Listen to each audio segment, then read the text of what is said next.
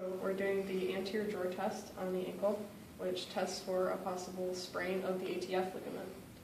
So the patient is seated in supine position with the ankle off the edge of the table and the knee in slight flexion. You're going to stabilize their lower leg with one hand, and the other hand cup the calcaneus, relax, and put their foot into plantar flexion and slight inversion. And then you're just going to go ahead and pull forward on the foot. A positive test would be a clunk, hypermobility, any anterior translation that could indicate a possible sprain. So now we're going to do the bump test, which tests for a possible fracture of the ankle.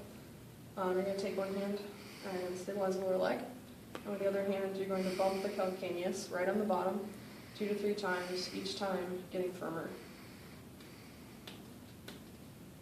Any pain in any specific area would be a positive test. So this is the squeeze test, and it tests for tibiofibular syndesmosis. So what you're going to do is gently compress the tibia and the fibula together and see if there's any pain there between them, the syndesmosis, and just gently squeeze. And any pain would be a positive test.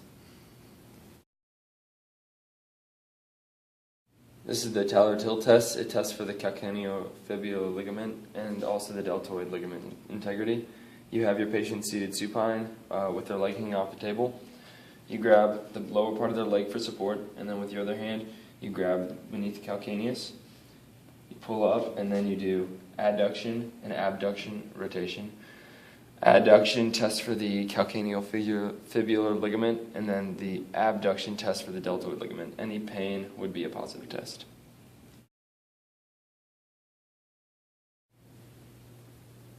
This is the external rotation test, or also known as the Kleiger's test, and it tests for the injury of the deltoid ligament.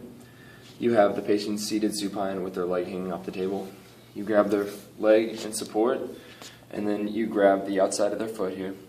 Slide dorsiflexion and external rotation. And again, any pain through this region would be deltoid ligament damage.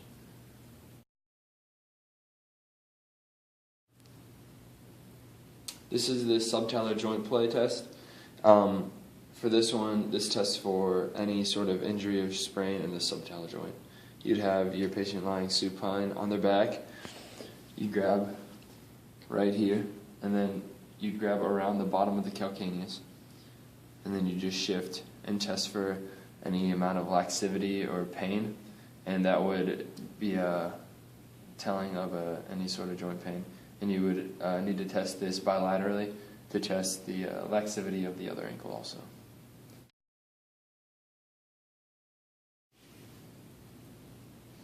Now we're going to do the cotton test, which is it tests for high ankle sprains or systematic ankle sprains.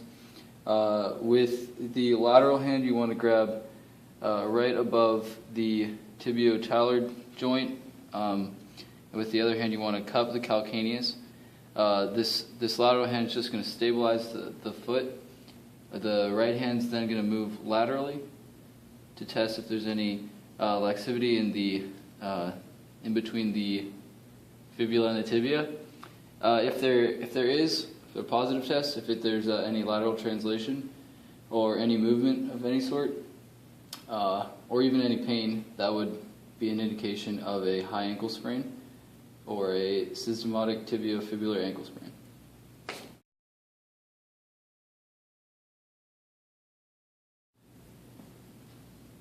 This is the distal tibiofibular joint play test. It will test for a high ankle sprain.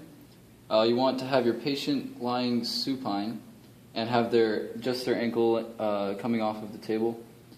You're going to put one of your hands on the shaft of the tibia and the other on the shaft of the fibula, and you're going to see if there's any movement between the joint by just moving it up and down.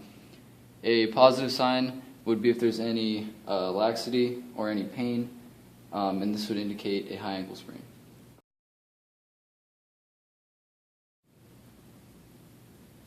This This next test is the Thompson test. This will test for an Achilles tendon rupture. You have your patient lie prone on the table with their ankle just coming off the table. And all you're going to do is you're going to squeeze the belly of the calf muscles and look for any plantar flexion or lack of plantar flexion. If there is plantar flexion, that means the Achilles is all right, but if there is no plantar flexion, that means that there's a ruptured Achilles tendon.